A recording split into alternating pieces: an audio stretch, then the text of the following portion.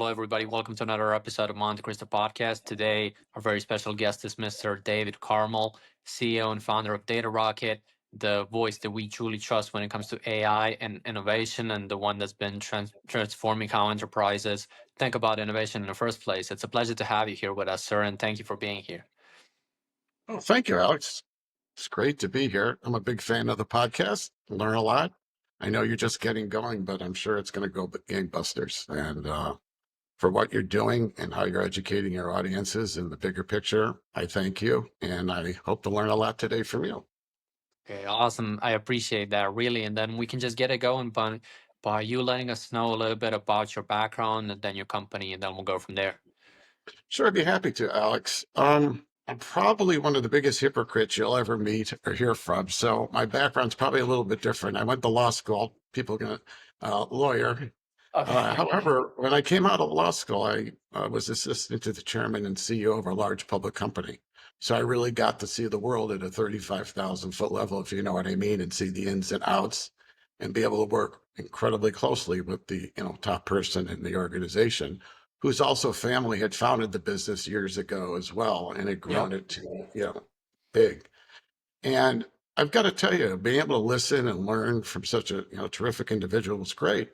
But from my own experience, what I've learned is always try to put yourself in the customer experience role. Try to put Okay. yourself in the other person's shoe, whether you're negotiating a contract, a business to buy, or something. Think about what the other party wants and what you want, and try to go from there. And that's, I think, has been one of the best things about my success. And I hate to put my success. I always use the term our or we, because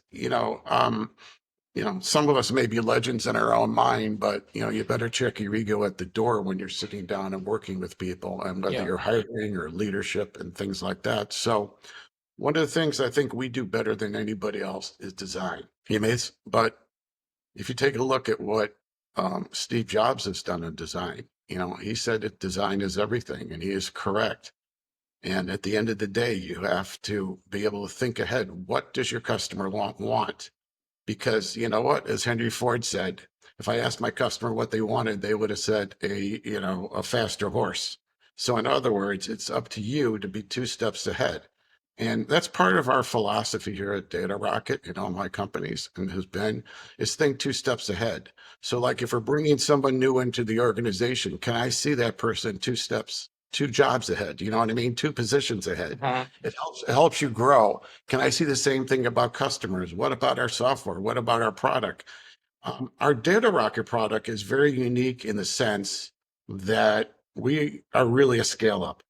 We Okay. are built to handle the largest data players out there, whether they have the largest legacy systems, meaning from mainframes, or in the modern cloud. We are the only company out there that can do this within hours, that we can migrate and clean legacy data as well as cloud data, bring it all together in a format that could make AI go. And you may say, why is that important? Well, without clean AI ready data, AI is really semi not functional. Yeah. And when I say semi not functional, it's really not functional. So, and when you think about, as you well know as an expert in this area yourself, when 80% of the data, which is unstructured minimally, is not compatible with AI, just think about anything that comes from the legacy area, the mainframe, the rest of the business. How do you bring it all together? So, about a year ago, when I was speaking at this conference, uh, one of the major software vendors came to me and said, we don't think the big guy, I call him big guy, little guy, because I'm a big believer in the big guy, little guy cooperation. And Yeah. it's important today. The big guy has a scale and the little guy has the juice, right? The real thing that can put the rocket, aka Yeah. rocket, into the thing. And so, they were, and they're not alone, whether it's Microsoft, AWS, they were all concerned because the larger players were not adapting AI fast enough. And I said to them, did you ever think about many of them, when you have 90% of the largest banks and insurance companies on mainframes, as well as modern cloud, and as well as retailers and so forth like that, the large players, they're really stuck in two different worlds, right? Old world and new world. So think if you're the CEO of this company, you're basically doing splits between the two, and neither one of them can work with the other well. some companies have spent hundreds of millions, if not billions of dollars trying to migrate all the legacy data into the cloud, as well as others have tried to take how they clean up how they clean up this unstructured, emails, PDFs, and all this. And this is what we do extraordinarily well and better than anybody else. I joke around sometimes, Alex, that it has got me in trouble with some mid-level executives, some companies. But think about it like peeling a potato and washing it. You Yeah. have to skin it right and clean it and all that. Well, that's what a lot of these people are really doing with data. In our case, we can make this happen in hours. And it's clean, it's AI ready to go, it's exciting. And if you're a CIO, it'll immediately put points on the board for you, as well as solve your major problems. Because without good, clean AI ready data, you're not going to win. Yeah. Or put another way, you will win even bigger if you have this at your disposal, make it Got it. seamlessly. So, and that's what we do, and that's what we're about. And really, my career has been built to this because we try to go after the big problem. You know what I'm saying? The one that others haven't been able to tackle yet. And it can really rattle the status quo too. So we have to keep that in mind. But, the world wasn't built for just followers. You know what I'm saying? It's built for giving people the tools they need. And it's about time that data gets treated as well as people. So, Got it. that's part of the deal. And then how long ago were you guys founded? How long ago did you found your own company? Well, I've had our software companies, but DataRockit has really been in the last year. I Okay. would say oh God, no more. Well, around June of last year is when I had this engagement and went to this conference, and then um, I got on the plane afterwards and I designed it and mapped it all out, and then interesting, I called a couple of my old interns Okay. who were, yeah, I really did. I called them up and I wanted, they are the most knowledgeable about what's going on in software. They have all the degrees and latest, on it. And I ran to buy them and they looked at me like I had three heads. You know what I'm saying? Like, what? This is not how you think about data. It's totally upside down. And then they thought about it and then they go, holy cow, like, this could work. This will work. We could do this. So, it's interesting when you can get the feedback from people who are really mostly in the know and they're challenged to think and then they realize they're buying in. And so that's how we really got rolling. And it's really exciting. I've kept my mouth pretty much quiet because I don't want to be all wind up and no fastball, but now we're just about ready to launch. We've already tested we have a video proving it. We've already done 153 terabytes of data, and like that, that's a lot of data. We can A do one. lot. We can do petabytes as well. I mean, it's things are really exciting, and we can sort it how they want. And you win with data. You win with people, and when you free your people and you free your data to think and get them in the best positions to succeed, everything else will fall into place. Got it. That's amazing. Then tell us a little bit about who's your target audience and then who's your ideal client, let's say. Whose problems do you want to solve exactly? Our ideal client is the big player, large Okay. bank, large insurance company, financial services, retailer, anybody that has a large, vast amount of data that is spending exorbitant sums of money that is pulling their hair out and how to make it clean and work really extraordinarily well with AI. And also for those large players who have not figured out AI yet or fully adopted it, don't worry about it because the real key is clean AI ready data, and that's what we can do.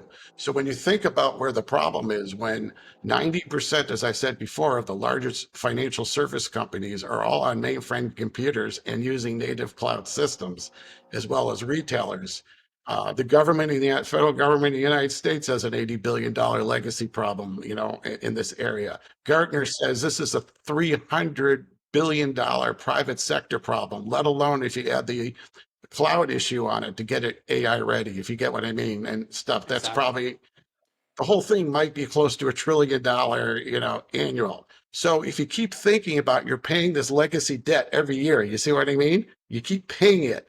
And you Absolutely. say, well, it only calls me annually. No, because every year you keep paying it. It's like paying interest or debt. It is debt.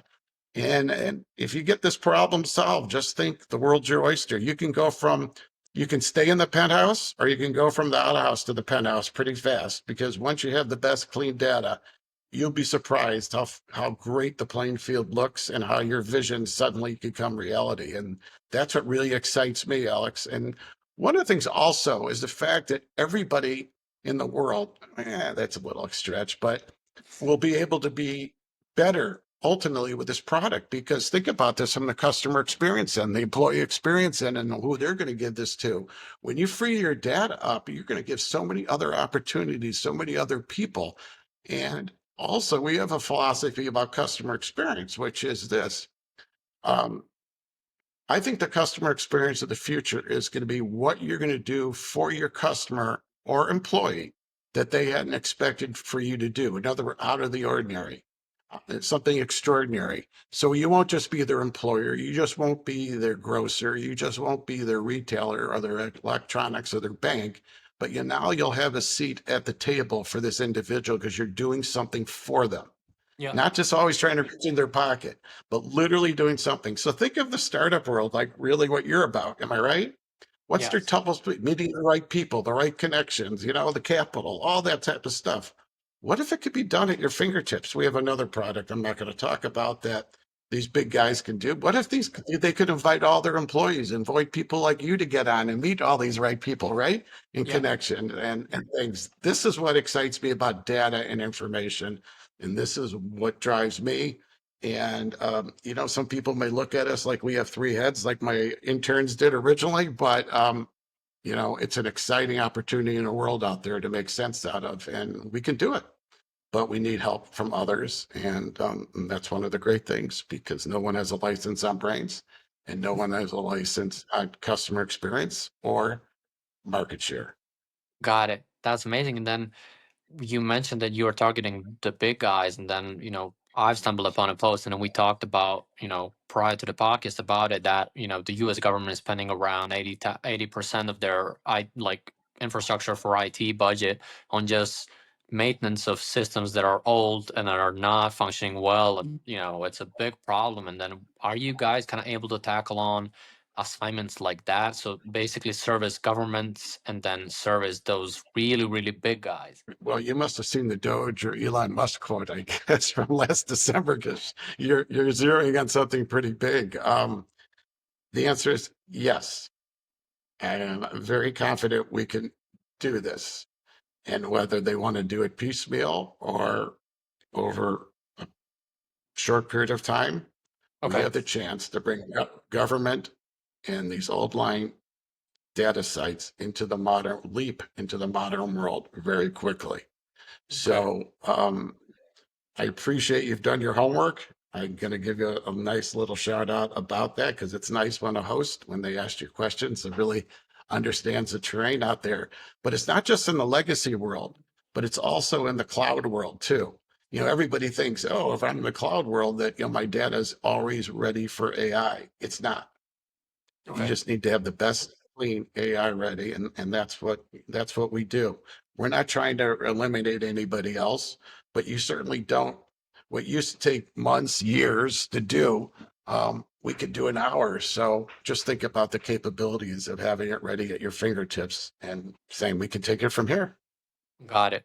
That makes sense. And then, if you don't mind sharing that, were you ever contacted by these really big guys as far as governments, any type of like government, institutions or organizations to kind of tackle on and handle their processes? The answer is no. We haven't done any marketing at this time or anything Okay. else like that. But maybe Josh, Mr. Gruenbaum from the U.S. government and Mr. Voigt from OMB, maybe they'll be listeners of this podcast and pick it up because we have an $80 billion problem we can solve for you pretty fast. And it's interesting. The U.S. government just signed a deal with Oracle, a system-wide deal, which is fabulous. First time they're thinking about it. And if you don't mind, I think one of the quotes was, if I don't look at it, I was just about to write an article on it, so it's in front of me, but they're trying to delivering the most cutting edge technology to optimize and pull forward federal government systems into the modern era. Well, we'll rocket them for them into the modern era. And if you really take a look also at what's happening at like um, the Oracle systems in some of the areas where they're trying to help our Veterans Affairs. Yep, sorry, the Yeah. VA, drawn the U.S. Veteran Affairs. They put in a whole new software system, but I would argue that the reason they may have gone from a $500 million cost over 16 billion that some are saying might get to 50 billion Yeah. is that they don't have clean data bringing from the old world to the new world that the doctors and the medical professionals can use as well. So I really will do first things first, but ultimately, if they can get the clean data, and we even have the ability to run through existing cloud data, if you get what I'm saying, run it through, even it's done, to clean it and get it ready, just in case it's not there. So the answer to your question is no, we haven't been contacted. I would hope that we could figure a way how to get in. We are looking now for the first time at partnering with some other firms who have the opportunity, who do things better than we do, which is on the marketing and connection side, let's just Okay. say. And, I don't see any need to reinvent the wheel. We have a product that I was told that by a major player that sells itself. My eyeballs like popped up, seriously. I mean, that's, and we do solve a major problem. And as a matter of fact, we're happy to test it. If people are willing to take an hour and a half to get their data ready in up to, between, say 100, I would say, 100 millibytes to 5 gigabyte test, or if you know what I'm Yeah. saying, because you can't, if you get too big, it might take you an hour and a half at most, but it's certainly worth 100 million plus to over $1 billion of benefit to you going forward. It's probably a pretty good risk reward, if you see what I'm saying. Now, for the little guy, where my heart really is, you remember a lot of these companies are built with their businesses within businesses with a Yeah. corporate head. you know, as a insurance company said, we've got 11,000 entrepreneurs selling insurance out there for us. You know what I'm saying? So Yeah. if you think about it from that perspective, right? And they may even have entrepreneurs, but what do they need most is data. And if you have great communications and design, I know you've talked about it in some of your past podcasts. I've listened to that. These are a great way to lead. And when you lead through data and you give people what they need fast so they don't have to think about it, and it does it, it's intuitive and it plays to their strength, what better way to tell people and customers and data that you love them and you're happy to just keep on going? Because the better they do, the better the total will do, right? And that's how we Absolutely. look at it. Absolutely. And then you said, two of the most important things are people and data. But, from your experience, what has been the game changer for you when you want to hire somebody else, when you want to bring a new person to your team? What is something that you are looking for? What is something that kind of stands out for you? I love people. I love people that have come from manual labor backgrounds, Okay. who've actually worked in groceries, who've worked in stores, who've driven trucks or have been on it. Because, as Elon Musk says, is I love the ones that don't realize how good they are or how good they can be. And Okay. it's my job and our company's job to get them there. I love the fact that they'll learn, that they'll be willing to listen. We can teach the skills. And by the way, many of them have the skills. So like when we were doing this data rocket project, one of my people, it actually worked in a grocery store, worked in a grocery store, right? It worked in the warehouses. So we can think about the world and the data in the cloud in warehouse terms. You see what I mean? And about Absolutely. boundaries and all that. So you could talk to people in real world. And, what if you talk to grocers and retailers and people like that who are in logistics? Now you're going to say, this is actually designed for you. And this is how we do this and bring it here and there so you can seamlessly do your business better than anybody else. And that's what excites me. So when I hire, I love people who've got a great attitude. I love Okay. people who you can see a smile through the phone. And I also love people that don't realize how good they can be. Their ego is out and they want it and they're a team player. And if you look at what's going on around some of these college campuses today or some of these areas with some of these companies, I think they've done some mishires. And Absolutely. I you just need people that can get there because the rest really could be taught. I mean, you're not going to put around, but you have to be able to see things.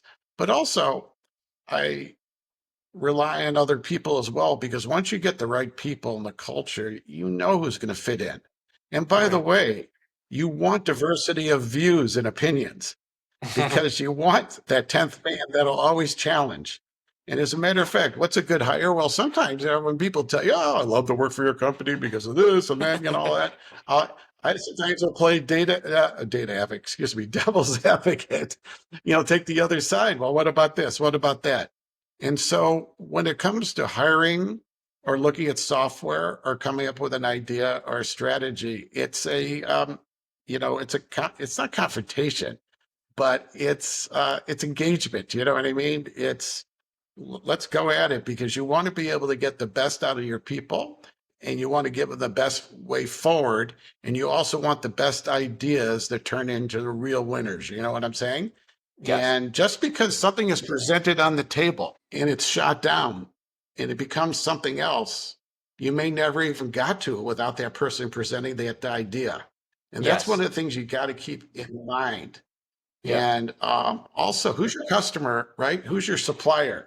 Everybody's thinking, oh, my customer is Walmart. Oh, my customer is this, right? I'm just saying, well, no, your customer may be the person you have to take care of within your own company first so they could do their job. You know what I mean? Or Yeah. in the case of maybe data, right? I need to treat my data well. So it keeps, so I could do that. Who's going to supply me with what I need? You get what I'm saying? And all that. So it's really a game and it's fun to keep the bar moving. I always look at things. I'm sure you well know as an entrepreneur, some people are inveterate tinkerers. Well, you got to make sure when to tinker and when to draw the line that you're good to go. You know what I'm saying? Because you can Yes. always improve and keep it going. So, that's one of the things that we do and try to balance out. And hopefully there are people out there within your own organization that will be able to help guide you as well. And so from my perspective, I just love people who are engaged that you can, click with, that understand they're almost two steps ahead of you because they can think about what you're going to want and what the company wants. And one Got of the it. most rewarding things, Alex, is when someone tells you that you're wrong, meaning your culture has been built this way. And what are you talking about? This is not what we're doing here. Like, whoa, that's like great, isn't it? And Absolutely. so it's a give and take. Right? That's what I'm saying. And that's one of the fun parts of being with the customers and so forth.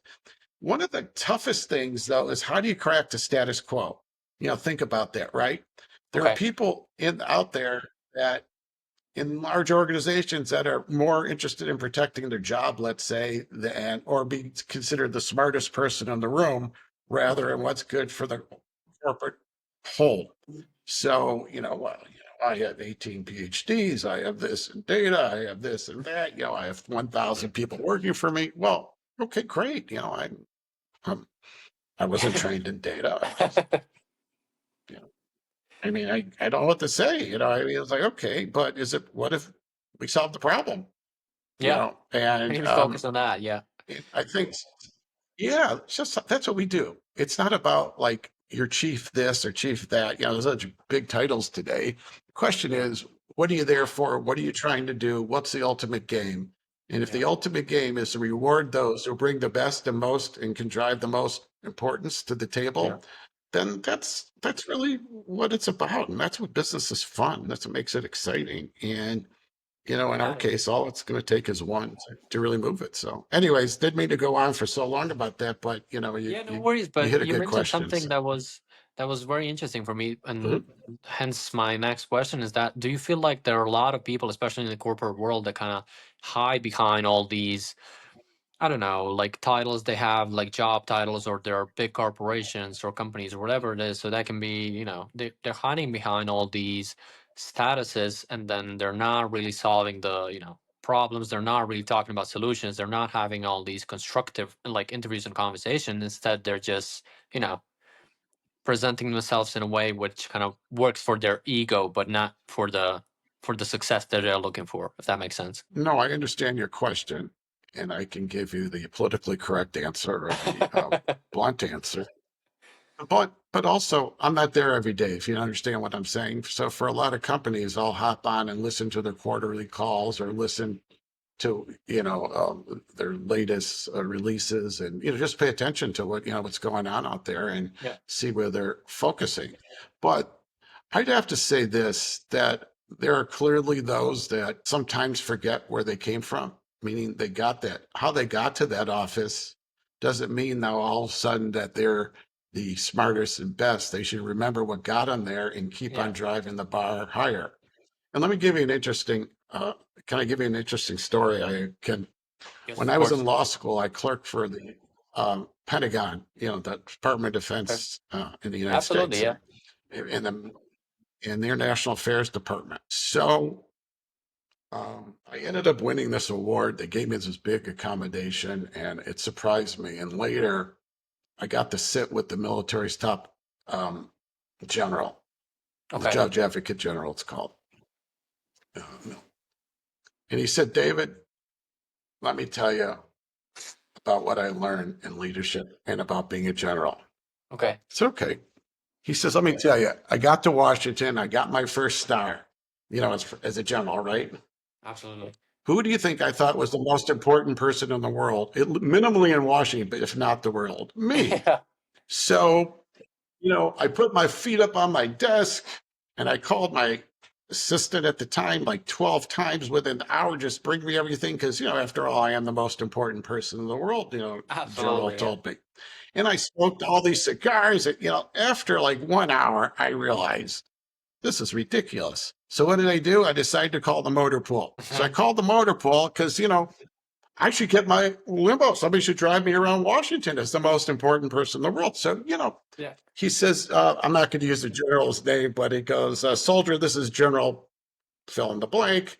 Yeah. And I'm looking I need a driver in a car. So he goes, okay, General, we've got 3-wheelers, we got 4-wheelers, and we got big 4-door sedans for fat ass generals to ride in.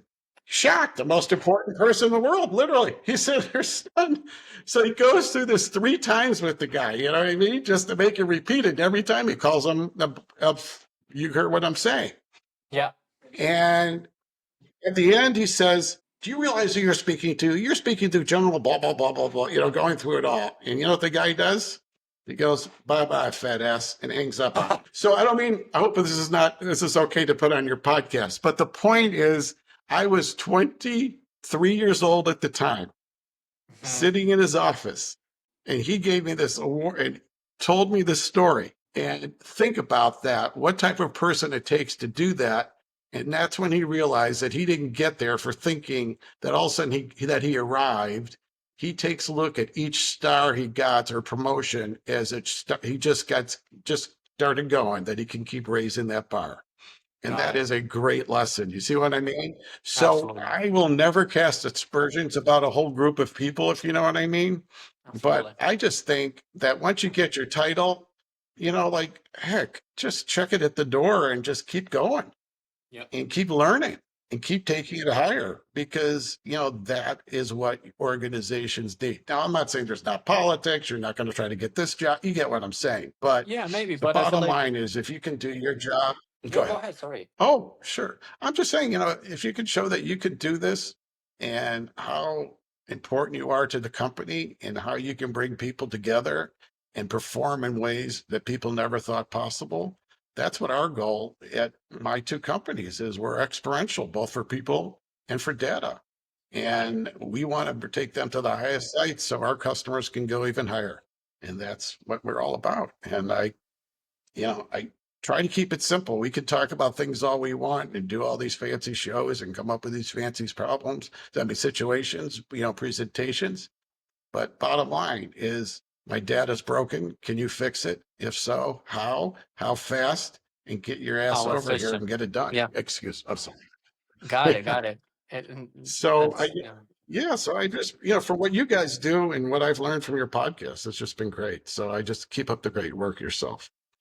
Okay. I mean, I truly appreciate it. And then what I like to ask people that come on is that if I were you, if I were to, let's say, give you like a magic wand, you can just snap your fingers and then resolve something within your business that's been bothering you, let's say.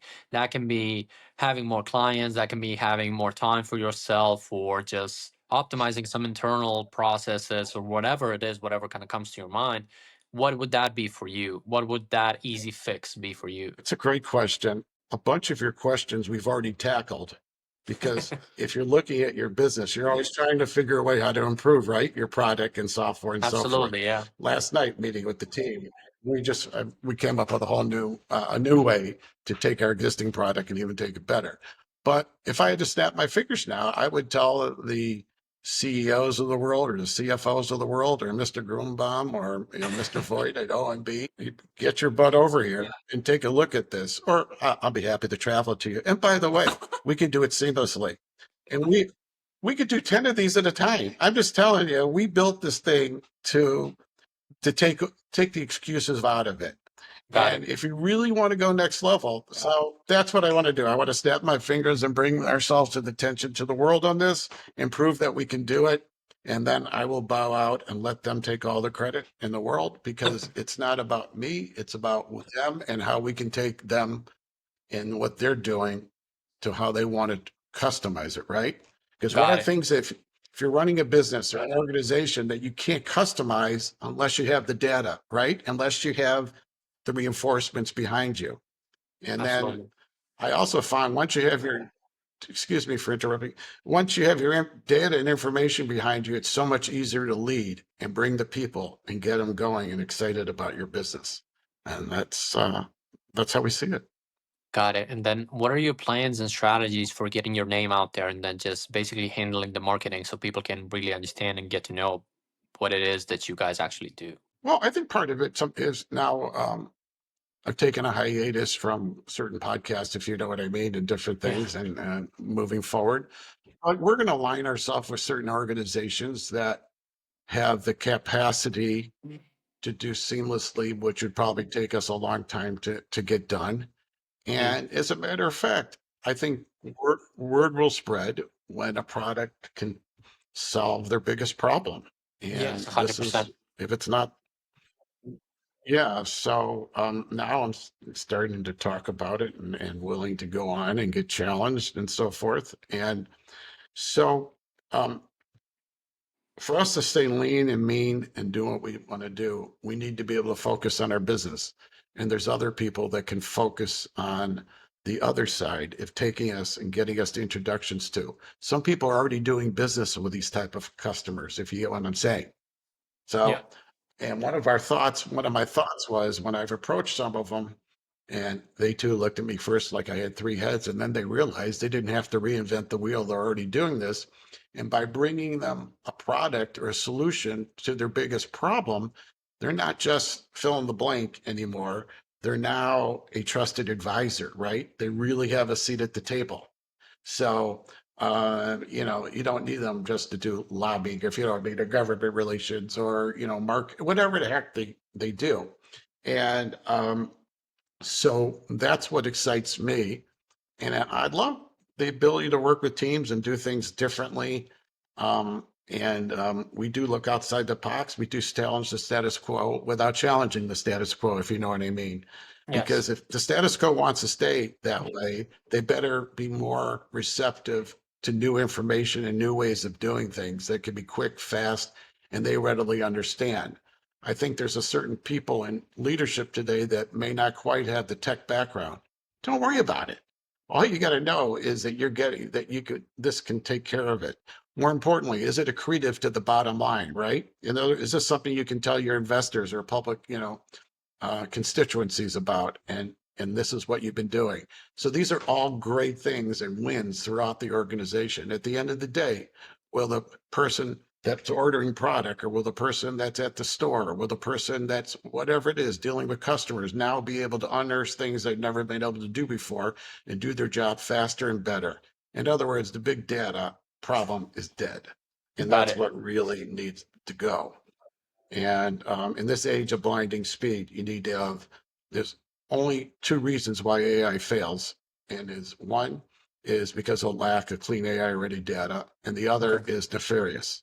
Or there's people that have, if you really think about it, from being in software, how, to make a little change or a little changing some code, or if you're writing some language model and put something in there, right? A little bit. Oh, when you have these humongous organizations having thousands and tens of thousands of people working on something, and their quality control may not quite be there perfectly, it Yeah. takes a little little pivot that way, a little bit, right? Tiny bit. And all of a That's sudden, how is it that information's coming out that way, right? Why is it doing this? Why is it doing that? And you have to trust your data. You have to trust your people. And this is absolutely. what's behind it. And you need to free it in order to trust it.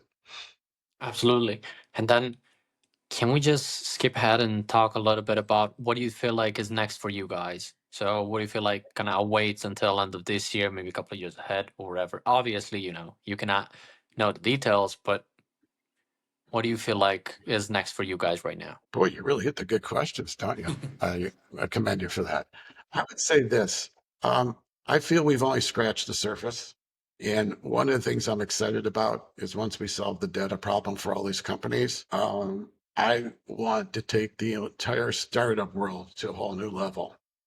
We have a product that we haven't released yet that will follow this, that will allow these larger players called Startup Rocket that will allow, they can invite their customers, they can invite their employees, they can invite startups from all over. And what's the biggest problem? Meeting capital, right? Capital's not just money, but having the right connections of people. We take through matching, it's all Absolutely. that. It's exciting. But we can take customer experience, not only the data experience, we can take customer employee experience or just the experiential relationship to a whole new level. And that's really what excites me. And what I can't wait for is to find the teammates and the people we partner with that work through and get just as excited as we are. And then we take the back seat and just let them hum. Because this isn't about me. This is about the people that we do business with or that we touch to do better, and that they're way better off being with us than being apart from us. And then together, what we can do is just the world has not seen yet. And that's really what excites me. So hopefully I answered your question. And You did. also, Alex, I have to tell you one thing is you still have to be opportunistic. You can't be so lost in the fog of your dreams. You have to be there. So when something presents itself, that may be like, that's it. You know what I mean? That's it. I didn't realize I was missing this. You know what I mean? It's like we call ourselves the missing piece technology. That's what we are for people, the missing piece. I didn't realize I needed it until now I have it available, right? So when you Yes. finally hear something, and that's what's great about podcasts like yours, you know what I mean? They're like, whoa, that may be what the What I need, yeah. something that just popped. And so that's what I mean is you got to stay curious, stay opportunistic, and yet stay focused and don't lose focus on the dream of the long term, the 2 steps ahead, as well as what's on the shop floor. If you get or the warehouse floor, you know what I mean, of the design Absolutely, product yeah. itself. And so that's, I don't know. Hopefully I did what you asked me to do, but that's where we are. And that's why we're so excited about where it's going. Okay, awesome. That's amazing. And then I feel like we can just wrap it up here. It's been a wonderful conversation that we had. And then hopefully we can connect sometime in the future to touch a little bit more about, how's your process been going? And then were you able to kind of get to all these big players and then touch a little bit on your second product? And then hopefully we can get that scheduled and then go from there. But it's been a pleasure to have you today. And we really appreciate your time. Well, first of all, thanks for having me. You've asked the great questions. You've almost made me break out into a sweat about all this that you've talked about reconnecting. No, but that's one of the beauties of business. And what I really love is people like you and me connecting and our businesses connecting, because when the little guys and the big guys get all together, there's really nothing that will stop us. And, check your ego at the door, be opportunistic. And if there's any way we can help, let me know. And Alex, again, thank you for what you do. Love your podcast. Keep that going. I'm a avid listener. Thank you so much, sir. It's been a pleasure to have you.